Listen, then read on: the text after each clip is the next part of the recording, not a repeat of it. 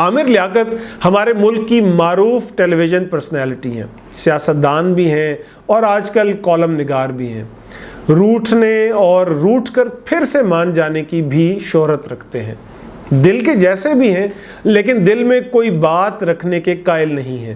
اگر کوئی سخت بات کہتے ہیں تو حالات بدلنے پر یا خیال آنے پر معافی بھی مانگ لیتے ہیں۔ وہ بول ٹیلی ویژن پر ایک شو کیا کرتے تھے۔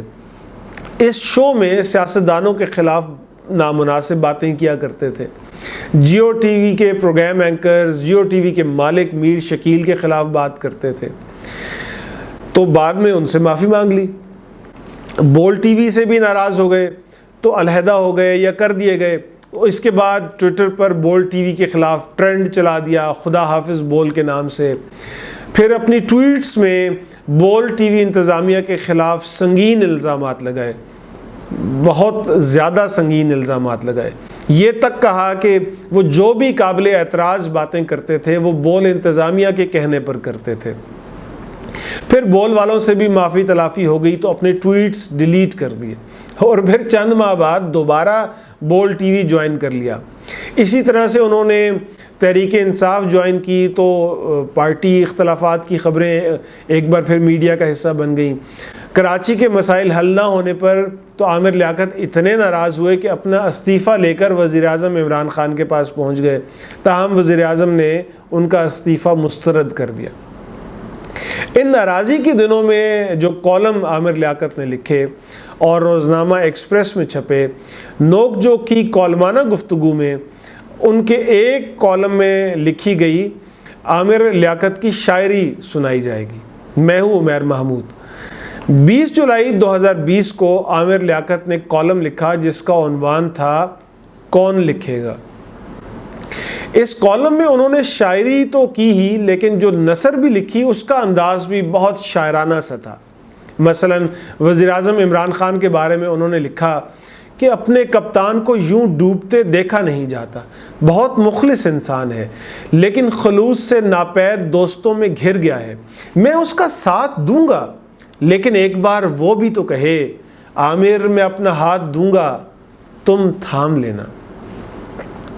اس کے بعد انہوں نے اشعار لکھے اور ان کے ذریعے عمران خان کو کچھ یاد دلانے کی کوشش کی ہے۔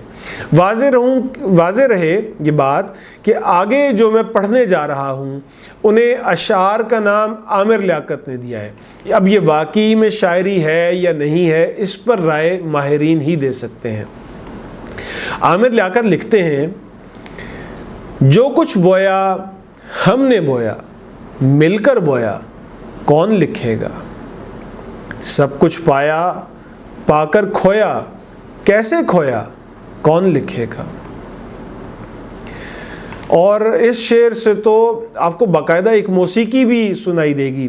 انہوں نے لکھا ہے کہ سکے نکلے چھوٹے کھوٹے ایسے کھٹمل موٹے، سکے نکلے چھوٹے کھوٹے ایسے کھٹمل موٹے، چھن چھن باجیں ٹیڑھا ناچیں سارا منظر کون لکھے گا۔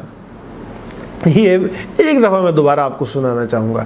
سکے نکلے چھوٹے کھوٹے ایسے کھٹمل موٹے، چھن چھن باجیں ٹیڑھا ناچیں سارا منظر کون لکھے گا۔ بن بیٹھے تم چپ کا ساگر اور قطرے سب نکلے خطرے، بن بیٹھے تم چپ کا ساگر اور قطرے سب نکلے خطرے، قطری خط سے قطروں کا یوں ٹپ ٹپ گرنا کون لکھے گا۔ آپ نے دیکھا کیا خیال باندھا ہے، قطرے سب نکلے خطرے اور قطری خط سے قطروں کا گرنا۔ واہ!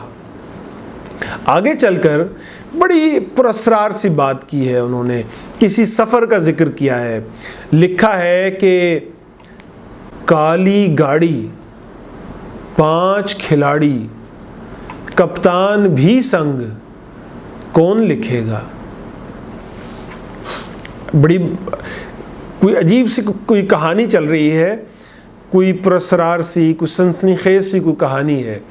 کالی گاڑی 5 खिलाड़ी कप्तान भी संग कौन लिखेगा, चलते चलते रुक कर कॉफ़ी बर्गर लेना, नाराज़ भी होना। ये उसी शेर का हिस्सा है या उसी शायरी का हिस्सा है, आप इसे गज़ल कह लें या नज़्म कह लें, ये उसी का हिस्सा है। काली गाड़ी 5 खिलाड़ी कप्तान भी संग कौन लिखेगा, चलते चलते रुक कर कॉफ़ी बर्गर लेना, नाराज़ भी होना। सारी यादें मीठी बातें कब से गुम हैं कौन लिखेगा। अशार तो इस कॉलम में मज़ीद भी हैं। आप रोज़नामा एक्सप्रेस पर आमिर लियाकत का 20 जुलाई का कॉलम खोलेंगे तो उसमें आप ये पूरी शायरी पढ़ सकते हैं। लेकिन मैं तो ये सोच रहा हूँ कि ये काली गाड़ी, कप्तान और 5 खिलाड़ियों की ये कहानी क्या है। आमिर लियाकत वज़ीर-ए-आज़म इमरान ख़ान को क्या याद दिलाना चाह रहे हैं।